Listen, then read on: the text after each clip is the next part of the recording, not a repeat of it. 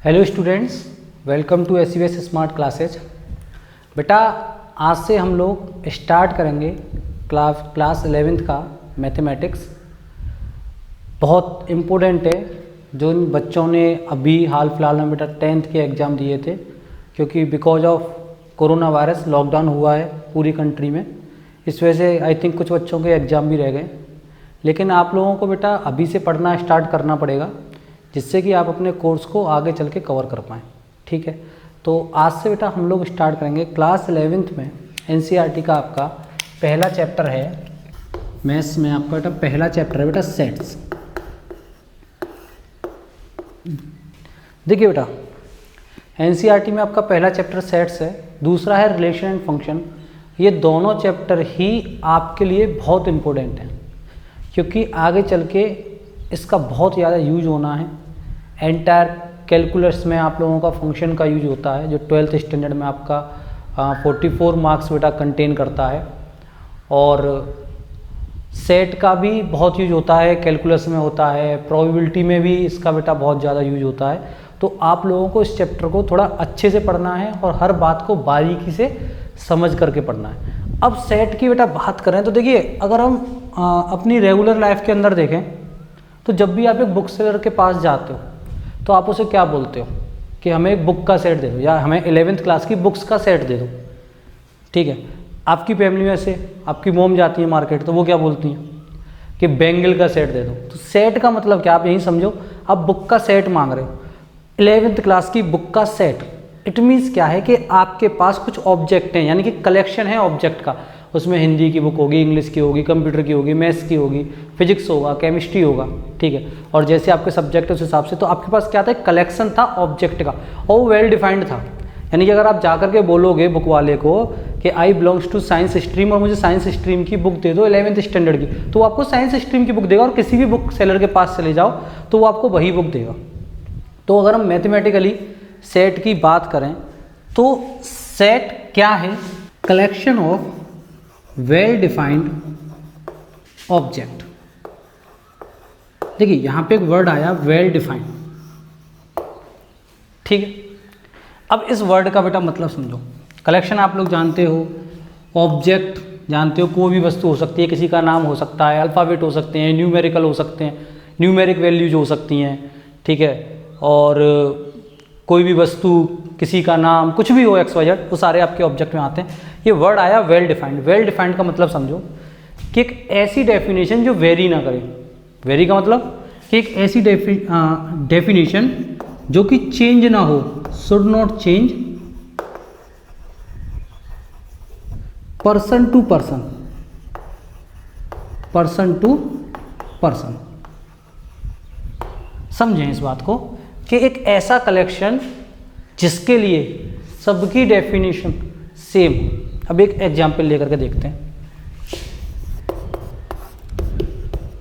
अभी मान लो हमारी क्लास में दो बच्चे हैं। ठीक है, एक का नाम रोहित है, एक का नाम मोहित है। हमने उससे पूछा कि आप एक बेस्ट क्रिकेटर का नाम बताओ। ठीक है, पूछा तो मोहित कहता है कि बेस्ट क्रिकेटर सचिन हैं, सचिन तेंदुलकर हैं। ठीक है, लेकिन रोहित के अकॉर्डिंग वो कहते हैं आई थिंक बेस्ट क्रिकेटर जो हैं वो विराट कोहली हैं। तो यहां पे देखिए, यहां पे मोहित और रोहित दोनों के लिए डेफिनेशन अलग अलग थी। ठीक है, यानी कि हमने एक उनसे क्वेश्चन पूछा कि name the best cricketer of Indian best cricketer या वर्ल्ड का कोई भी बेस्ट क्रिकेटर, तो आप देखोगे जितने लोगों से पूछोगे सबकी अपनी एक अलग अलग नाम होगा सबके लिए। ठीक है, तो क्या वो वेल डिफाइंड ऑब्जेक्ट हुआ? नहीं हुआ। अब अगर मैं ये बोल दूं कि राइट फर्स्ट 5 नेचुरल नंबर, तो अगर रोहित की बात करें तो रोहित ने भी बोला कि 1 2 3 4 5, सही है कि नहीं?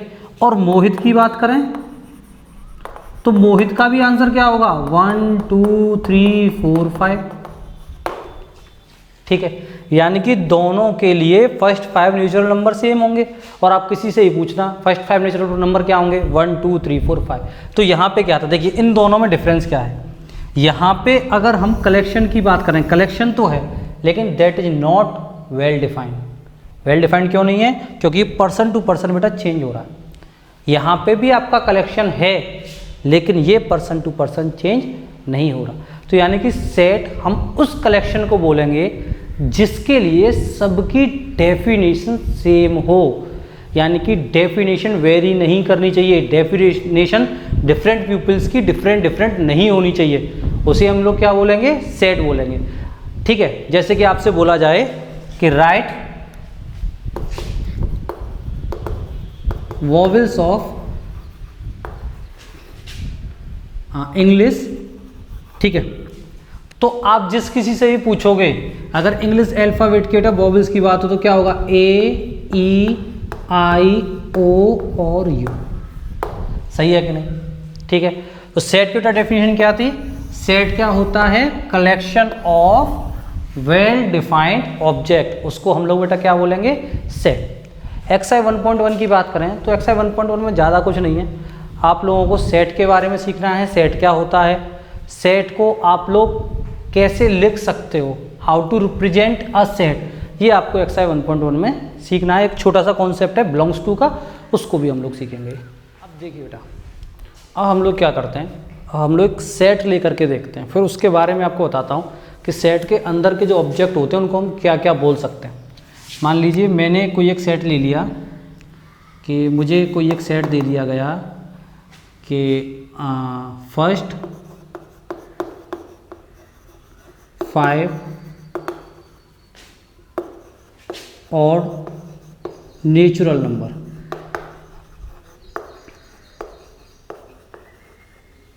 ठीक है। चलिए, तो बेटा क्या होंगे फर्स्ट 5 बेटा और नेचुरल नंबर, 1 3 5 7 9। अब सुनिए बेटा, रिप्रेजेंटेशन कैसे करते हैं सेट की, कुछ चीज़ें आपको याद रखनी है। पहली बात तो ये जो ऑब्जेक्ट लिखे हुए हैं, ठीक है, इनको हम सेट का क्या बोलते हैं, इनको हम एलिमेंट्स बोल देते हैं, ठीक है। इनको आप ऑब्जेक्ट भी बोल सकते हो और इनको आप बेटा मेंबर भी बोल सकते हो, यानी कि ये सेट के क्या हैं, एलिमेंट हैं। इन एलिमेंट्स को मिला करके ही तो ये सेट बना है, ठीक है। तो इनको आप एलिमेंट्स बोल दो, ऑब्जेक्ट बोल दो, मेंबर्स बोल दो। जनरली हम लोग बेटा एलिमेंट्स वर्ड का यूज करते हैं, ठीक है। दूसरा बेटा, किसी भी सेट को जनरली हम लोग कैपिटल लेटर से ही डिनोट करते हैं, याद रखनी है ये बात। जनरली आप किसी भी सेट को कैपिटल लेटर से ही डिनोट करोगे। दूसरी बात बेटा, जब आप सेट के एलिमेंट्स को लिखते हो तो आप बेटा करली ब्रेसेज में लिखते हो, हमेशा ध्यान रखना है, एलिमेंट्स को करली ब्रेसेज में लिखते हो।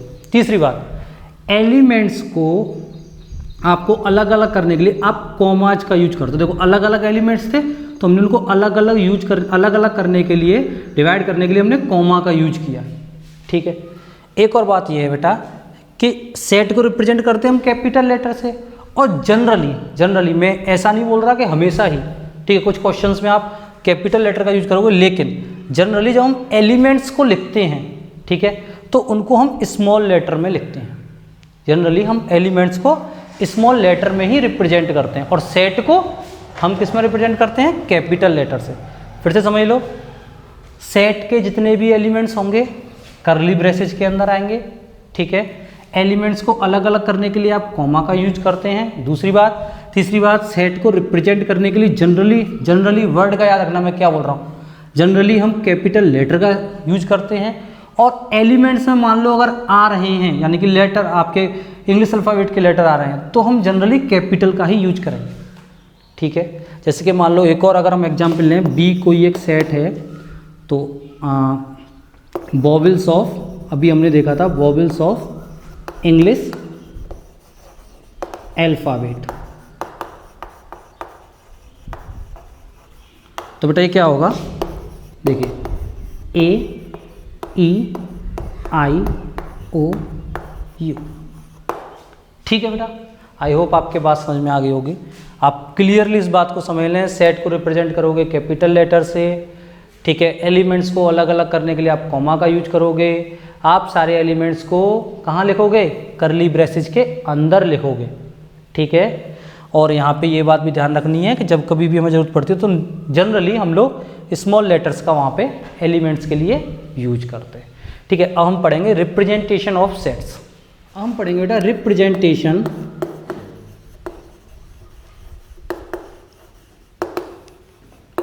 Of sets. तो बेटा दो तरह से बेटा हम रिप्रेजेंट करते हैं। सबसे पहले है बेटा हमारी रोस्टर फॉर्म, इसको बेटा हम एक और नाम बोलते हैं बेटा टेबुलर फॉर्म,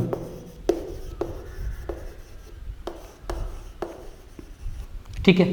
और second one is set builder form.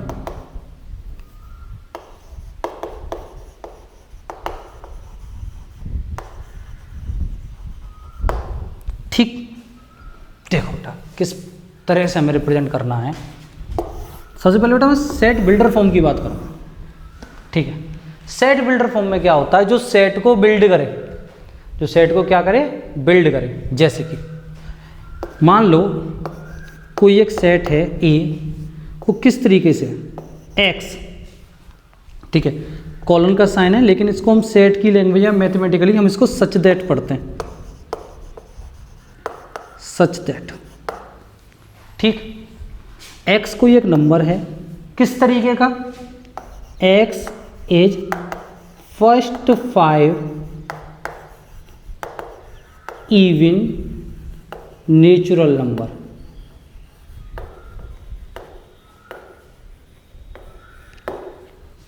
ठीक है। हमने एक सेट लिया, हमने उसको किस तरीके से डिफाइन किया? हमने सेट को देखो बिल्ट किया है। यहाँ पे ये x है, यानी x से हम उसको रिप्रेजेंट करेंगे, और ये जो है वो सेट को डिफाइन करेगा, यानी कि ये एक तरह से इस सेट की डेफिनेशन दे रहा है। और ये डेफिनेशन इस प्रकार से लिखी जाती है कि पढ़ने वाला इजीली इस बात को समझ ले कि हम क्या कहना चाह रहे हैं। तो देखो आप x such that x is first 5 even natural number, first 5 even natural number के बारे में बात कर रहा है। तो ये आपकी जो फॉर्म थी ये सेट बिल्डर फॉर्म थी। अभी तक आपने जो पढ़ा था, मैंने आपको लिस्ट बना करके जो दिखाई थी, यानी कि जिसमें आप उसको टेबल की फॉर्म में लिखो। टेबल की फॉर्म मतलब क्या है? एलिमेंट को आप लिस्टेड कर दो, है ना, लिस्ट की फॉर्म में लिख दो। That is called what? Roster form. देखो कैसे लिखेंगे? A equal to first 5 even natural number क्या होंगे? 2 4 6 8 10। हमने क्या किया कि जो हमें सेट बिल्डर फॉर्म में जो डेफिनेशन दे रखी थी, जो उसको डिफाइन कर रखा था, उसके अकॉर्डिंग हमने उसको लिस्टेड कर दिया। 2 4 6 8 10, ठीक है। हमने क्या किया? हमने सारे नंबर्स को लिस्टेड किया। देखो कौन से ब्रैकेट में लिखा हुआ? करली ब्रेसेस में लिखा हुआ है। और एलिमेंट्स को अलग अलग करने के लिए हमने क्या किया? उनके बीच में कॉमा का यूज किया। तो इस वाली फॉर्म को बेटा हम लोग क्या बोलेंगे? इसको हम बोलेंगे बेटा roster form, sorry set builder form, और इसको बेटा हम लोग क्या बोलेंगे? रोस्टर फॉर्म, ठीक है। आई होप आपके समझ में आ गया। अब डेफिनेशंस की बात करते हैं। क्या डेफिनेशन है सेट बिल्डर फॉर्म और रोस्टर फॉर्म की? तो देखिए बेटा रोस्टर फॉर्म की बात करते हैं। क्या है रोस्टर फॉर्म? अभी हमने सीख लिया था, एक और डेफिनेशन को पढ़ लेते हैं। All the elements of set are listed, बताया था आपको। सेट के जितने भी एलिमेंट हैं उसको आप क्या कर देते हो? लिस्टेड कर देते हो। The elements are being separated by commas, commas से आप लोग बेटा उसको सेपरेट करते हो। एंड आर एनक्लोज्ड इन करली ब्रेसेज, उनको बेटा आप कहाँ लिखते हो? करली ब्रेसेज में लिखते हो। मैं एक एग्जाम्पल लेकर के बता देता हूँ आपको। देखिए 1 2 3 और मैंने लगा दिया डॉट डॉट डॉट। ऐसा मत करना कि फेसबुक व्हाट्सअप चलाते हो dot dot dot dot dot dot लगाए जा रहे हैं, ठीक है। अगर आपको सेट की अगर हम बात करें, सेट में अगर आपको इनफाइनाइट तक उसके बारे में बात करनी है तो आप 3 डॉट लगाओगे, है ना। आप अपनी बुक में भी देखोगे 3 ही डॉट होंगे। फेसबुक व्हाट्सअप की तरह नहीं कि डॉट डॉट डॉट डॉट चलता ही जा रहा है। अच्छा, तो ये हमने सारे नेचुरल नंबर लिख दिए। आप यही समझ जाओ 1 2 3 4 5 6 इनफाइनाइट तक जा रहा है, तो ये क्या है? नेचुरल नंबर है, ठीक है। और इनको आप पॉजिटिव इंटीजर्स भी बोल सकते हो, लेकिन वहाँ पे जीरो का थोड़ा सा ध्यान रहे, जीरो इंटीजर्स भी होते हैं। तो आप इनको क्या बोल सकते हो? ये क्या है? ये सेट है, किसका? ये नेचुरल नंबर का सेट है। तो हम कैसे लिख सकते हैं? ए इजिकल टू, अब इसको मैं रोस्टर फॉर्म में सेट बिल्डर फॉर्म में देखो all elements of a set possess a single common property, यानी कि जो एलिमेंट्स के बीच की प्रॉपर्टी होगी वो एक ही होगी, यानी एक ऐसी कॉमन प्रॉपर्टी जिससे आप सारे एलिमेंट्स को डिफाइन कर दो और कोई भी एलिमेंट बचे नहीं। ठीक है, तो कैसे लिखेंगे, x such that x is set of what, natural numbers. ठीक है, आई होप आप लोगों को समझ में आ गया होगा। अब हम लोग बेटा मैथमेटिक्स में कुछ सिंबल्स की बात करेंगे जिनको हम सेट को रिप्रेजेंट करने के लिए यूज करते हैं। चलिए बेटा, नेक्स्ट हम पढ़ेंगे सेट्स यूज्ड इन मैथमेटिक्स।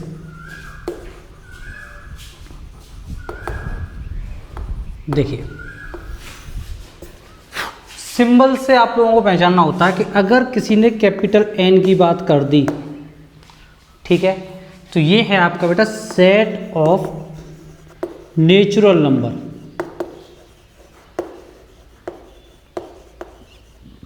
ठीक है, अगर इसको रोस्टर फॉर्म में लिखोगे तो कैसे लिख सकते हो, 1 2 3 4 डॉट डॉट डॉट। ठीक, चलिए, अगर आपसे किसी ने किसकी बात कर दी, जेड की, ठीक है, तो जेड को बोलते हैं हम लोग बेटा इन सेट ऑफ इंटीजर्स।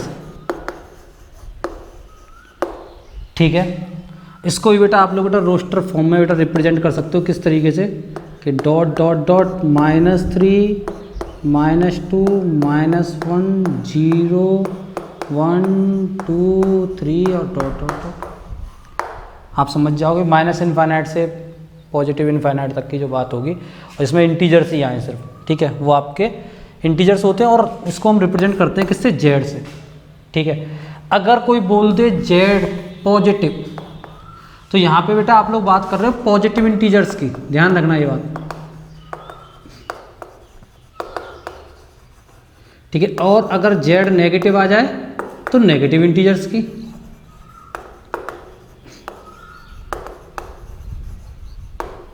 ठीक है, चलिए अब बात करते हैं बेटा क्यू। ये बेटा रिप्रेजेंट करता है आपका रेशनल नंबर को, सेट ऑफ रेशनल नंबर। ठीक है, रेशनल नंबर को बेटा हम सारे रेशनल नंबर को रोस्टर फॉर्म में रिप्रेजेंट नहीं कर सकते। अच्छा, और बेटा अगर हम बात करें आर है बेटा set of real number, set of real number, अभी बात करेंगे बेटा रियल नंबर के बारे में। और W set of whole number.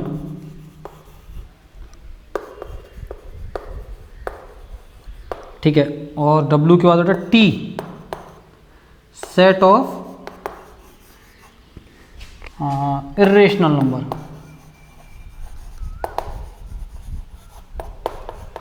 अच्छा, होल नंबर का बेटा अगर हम सेट बनाए तो कैसे बनाएंगे, हम ऐसे बना देंगे और 0 1 2 3 dot dot. This is what, set of whole number. अब बात कर लेते हैं बेटा रियल नंबर्स की। तो देखिए, आप लोग 10th स्टैंडर्ड में एक चैप्टर पढ़ के आए थे, chapter first is real number.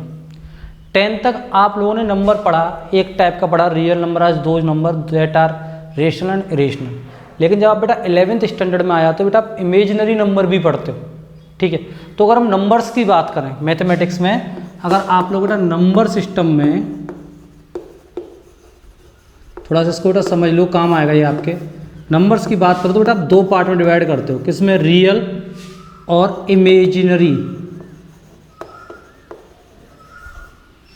ठीक है, रियल नंबर को बेटा आपने दो पार्ट में डिवाइड कर दिया, रेशनल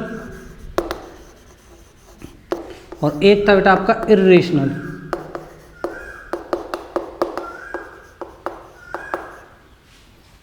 ठीक है, रेशनल नंबर में बेटा थोड़ा समझो आप लोग, इंटीजर्स आते थे आपके। ठीक है, अगर हम डेसिमल एक्सपेंशन की बात करें तो जितने भी टर्मिनल डेसिमल एक्सपेंशन है, टर्मिनल डेसिमल एक्सपेंशन, वो आपके बेटा क्या होते थे, रेशनल नंबर होते थे। एक और आते थे नॉन टर्मिनेटिंग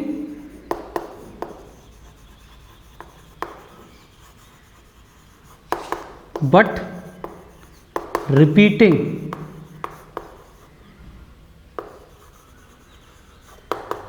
ठीक है, डेसिमल एक्सपेंशन जो हैं वो भी आपके बेटा किस में आते हैं, वो भी आपके रेशनल नंबर में आते हैं। ठीक है जी, चलिए इर्रेशनल नंबर में बेटा कौन से आते हैं, नॉन टर्मिनेटिंग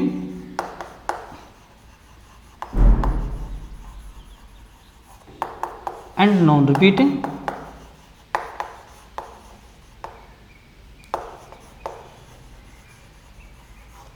सिंपली आप लोगों ने क्या पढ़ा था, rational number are those number which can be write in the form of p upon q where q not equal to 0 and p and q both are integers.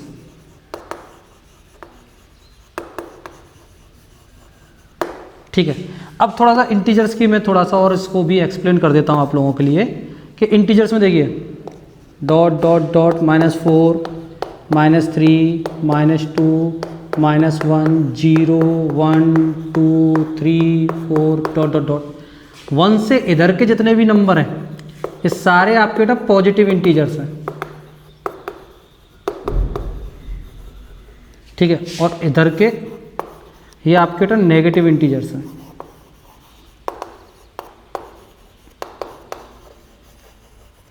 ठीक है, इसको हम जीरो इंटीजर बोलते हैं। अब ये जितने भी नंबर हैं आपके ये बेटा आपके क्या हैं, ये आपके नेचुरल नंबर हैं। ठीक है, और इसमें जीरो को और कंबाइंड कर दो नेचुरल नंबर में तो वो आपके बेटा क्या बन जाते हैं, होल नंबर। ठीक है, और हमने एक और बात पढ़ी थी कि जितने भी स्क्वायर रूट वाले हों, जो किसी का कंप्लीट स्क्वायर हो वो रेशनल, और जिनका कोई स्क्वायर ही नहीं, यानी जिस किसी का कंप्लीट स्क्वायर ना निकले वो इरेशनल। जैसे रूट में 3 दैट इज इरेशनल, और अंडर रूट में बेटा 4 की बात करें दैट इज इरेशनल। तो ये तो बेटा रियल नंबर की बात होगी। और इसका बेटा अगर आप लोगों को बेटा ब्रीफ इंट्रोडक्शन चाहिए तो आप क्लास 9 की एक्सरसाइज 1.1 का बेटा इंट्रोडक्शन देखना, जिसमें इसका और ज़्यादा ब्रीफ इंट्रोडक्शन है। अब इमेजनरी की बेटा हम बात करते हैं। अब ऐसा एक नंबर हमें सोचना है जो न तो रेशनल हो ना इरेशनल हो। अब सोच के देखते हैं, तो हम जितने भी नंबर हमने अब तक पढ़े वो सारे ऐसे आ रहे थे कि वो या तो रेशनल थे या इरेशनल थे। लेकिन अभी एक डेफिनेशन याद रखो अपने दिमाग में। वैसे तो इमेजिनरी नंबर को बोलते हैं a number which is not rational and not irrational, जो ना तो रेशनल हो ना इरेशनल हो उसको हम इमेजिनरी नंबर बोलते हैं। लेकिन ऐसा नंबर ढूंढा कैसे, तो एक दिमाग में सिर्फ बात रखो, when we square any number, when we square any number, if we get a positive number then the given number is real, and if we get a negative number then the given number is imaginary। समझो, अगर मैंने एक example दे दिया root में -3, ठीक है, आप इसका स्क्वायर कर दो तो क्या आएगा -3, तो ये नंबर कैसा हो गया, इमेजिनरी। यानी कि अगर किसी नंबर का स्क्वायर करने पर हमें नेगेटिव मिल जाए दैट इज व्हाट, इमेजिनरी, और पॉजिटिव मिले तो वो कैसा होता है, रियल नंबर होता है। ठीक है, इसको आप लोग पढ़ोगे, आपके में चैप्टर है, आई थिंक चैप्टर 5 है आपके में, कॉम्प्लेक्स नंबर, उसमें आप लोग इसके बारे में और ब्रीफ इंट्रोडक्शन लोगे। ये भी समझा इस वजह से दिया था क्योंकि सेट में ये आपके काम आने वाला है थोड़ा बहुत। ठीक है, चलिए अब आगे बढ़ते हैं। आगे हमारा कॉन्सेप्ट है बेटा बिलोंग्स टू का। नेक्स्ट कॉन्सेप्ट है बेटा हमारा कॉन्सेप्ट ऑफ बिलोंग्स टू। देखिए बेटा, बिलोंग्स टू का मतलब क्या है, बिलोंग्स का मतलब होता है बेटा संबंध रखना। जब आप कोई भी वस्तु, व्यक्ति या कोई ऑब्जेक्ट किसी दूसरे से कोई एक संबंध रखता हो, उसी को हम वहाँ पे हम क्या बोलेंगे मैथमेटिक्स की लैंग्वेज में, बिलोंग्स टू। तो बिलोंग्स टू का सिंबल बेटा कुछ इस तरीके का होता है आपके मैथ्स में। ये बिलोंग्स टू का आपका सिंबल है, बिलोंग्स टू। ठीक है, और ये बेटा आपका ग्रीक वर्ड से लिया गया है जिसका रियलिटी में मतलब होता था ग्रीक में एलिस्पोन। ठीक है, और एलिस्पोन का मतलब होता है बेटा बिलोंग्स टू। देखिए समझते हैं इसको। मान लीजिए ए कोई एक सेट था जिसके एलिमेंट्स थे 1 2 3 4 5। तो आप लोग बात सोचिए क्या जो 1 है वो सेट ए से बिलोंग करता है, यस और नो? क्या एलिमेंट जो इस सेट का एलिमेंट है 1 वो इससे बिलोंग करता है कि नहीं करता? बिल्कुल करता है। तो हम क्या लिखेंगे, 1 बिलोंग्स टू ए। सही बात है कि नहीं? एक और बात, अगर मैं बोलूँ 6 तो हम इसको पढ़ेंगे कैसे? 1 बिलोंग्स टू ए। इसको मैथमेटिकली हम ऐसे पढ़ते हैं, लिखेंगे ऐसे और पढ़ेंगे ऐसे, ठीक है। अगर बेटा मैं 6 की बात करूं तो 6 बताओ बेटा बिलोंग करता है कि नहीं करता? क्या इसमें 6 है? नहीं है, तो हम इस पर ऐसे करके लगा देंगे ए। तो इसका मतलब क्या हो गया, 6 डज नॉट बिलोंग्स टू ए, ठीक है। एक्सआई 1.1 में बिलोंग्स टू का एक बड़ा छोटा सा कॉन्सेप्ट है, लेकिन इसके बारे में मैं आपको एक्सपेंडेड नॉलेज दूंगा एक अलग से वीडियो बना करके बिलोंग्स टू के ऊपर। वो पूरी वीडियो आपकी 5 से 7 मिनट की बेटा बिलोंग्स टू के ऊपर ही होगी। तो आप लोग समझ लो कि अगर कोई एलिमेंट किसी सेट के अंदर है, ऐसे समझ लो, कोई एलिमेंट किसी सेट के अंदर है तो वो एलिमेंट उस सेट से क्या कर रहा है, बिलोंग कर रहा है। और अगर कोई एलिमेंट किसी सेट के अंदर नहीं है, कोई एलिमेंट किसी सेट के अंदर नहीं है तो वो सेट को बिलोंग नहीं कर रहा। बिलोंग्स टू का सिंबल ये होता है, it's denote belongs to and it's denote does not belongs to. ये हो गया बेटा आपका एक्सरसाइज 1.1 का इंट्रो। अब हम लोग बेटा एक्सरसाइज 1.1 के कुछ एग्जाम्पल्स करके समझते हैं कि हम लोगों ने क्या पढ़ा, ठीक है। एग्जाम्पल्स करेंगे और नेक्स्ट वीडियो में बेटा हम एक्सरसाइज 1.1 का सॉल्यूशन देखेंगे। चलिए बेटा, पहला एग्जाम्पल है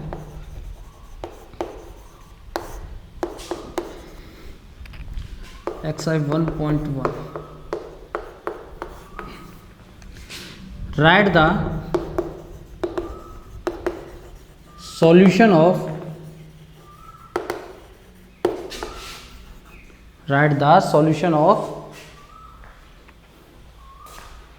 equation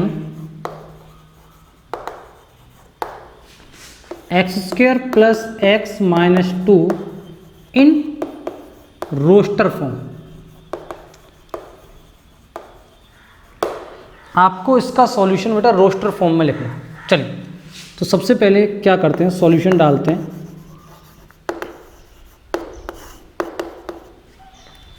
सॉल्यूशन का मतलब क्या है? सॉल्यूशन का मतलब आपको यहाँ पे बेटा x की वैल्यू फाइंड आउट करनी है, इजिकल टू में 0 और होगा, x की हमें बेटा वैल्यू फाइंड आउट करनी है ना। और रोस्टर फॉर्म में लिखना है, यानी सेट की फॉर्म में हमें लिखना है। और देखिए इसने क्या किया, अगर हम इसकी बात करें ना तो ये एक तरह से बेटा आपको सेट विल्टर फॉर्म दे रखी है, अगर आप इसको थोड़ा सा यहाँ तक समझोगे तो, क्योंकि इसने सेट को क्या कर दिया, बिल्ट कर दिया, ठीक। चलिए, तो सबसे पहले सॉल्यूशन, हमें इसके सॉल्यूशन चाहिए। तो x square plus x minus 2 equal to 0। बेटा आप लोग बेटा 9th क्लास से बेटा फैक्टराइजेशन पढ़ते हुए आ रहे हैं, तो फैक्टर करते हैं बेटा इसको। X square plus 2x minus x minus 2 equal to 0। X common आ गया बेटा, x plus 2 minus 1, x plus 2 equal to 0, x minus 1 and x plus 2 equal to 0, x minus 1 equal to 0। What you get, x equal to 1, x plus 2 equal to 0 and x equal to minus 2, ठीक है। तो मैंने कर दिया let A be the set of solution of equation, क्या है बेटा equation, x square plus x minus 2 equal to 0। तो क्या आया बेटा हमारे पास, रोस्टर फॉर्म में लिखना है, एलिमेंट्स को लिखेंगे, कॉमा से उनको सेपरेट करेंगे, क्या आया 1, -2, दैट योर आंसर। एक और बात बेटा मैं आप लोग बता दूं, रोस्टर फॉर्म में आप लोग एलिमेंट्स को रिपीट नहीं करते, ठीक है। जैसे कि चलिए एक ही एग्जाम्पल हो गया, एक एग्जाम्पल मैं आपको अपनी तरफ से बता रहा हूँ। Write all letters in roster form